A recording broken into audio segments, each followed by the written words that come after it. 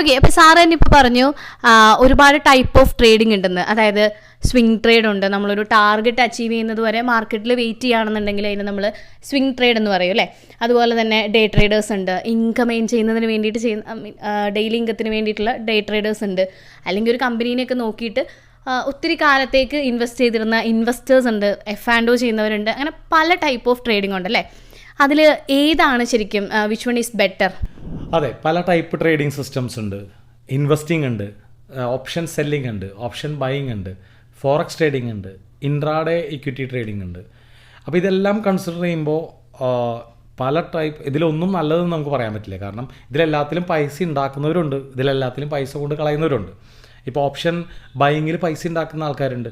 Approximately yearly 400% വരെ ഉണ്ടാക്കിയിട്ടുള്ള trader കേരളത്തിൽ തന്നെയുണ്ട്, ഷിജുമോൻ ആൻ്റണി.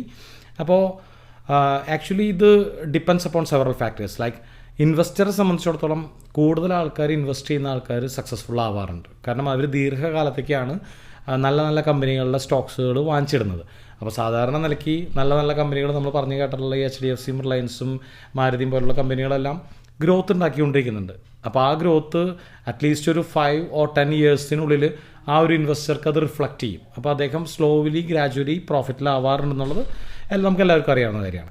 ഇനി ഷോർട്ട് ടൈം ട്രേഡേഴ്സിന് എടുക്കുകയാണെങ്കിൽ ഈ വിന്നിങ് റേറ്റ് വളരെ കാര്യമായി കുറയും. അതായത് ഒരു 1 മിനിറ്റിൻ്റെ ക്യാൻഡിൽ സ്കാൽപ്പ് ചെയ്യുന്ന ഒരാളെ സംബന്ധിച്ചിടത്തോളം അദ്ദേഹത്തിന് ഉണ്ടാക്കാൻ പറ്റുന്ന പ്രോഫിറ്റിന് അത് ലിമിറ്റ്ലെസ് ആണ്. കാരണം എന്ന് വെച്ച് കഴിഞ്ഞാൽ അക്കൗണ്ട് ഡബിൾ ചെയ്യാൻ പോലും പലർക്കും പറ്റിയേക്കാം.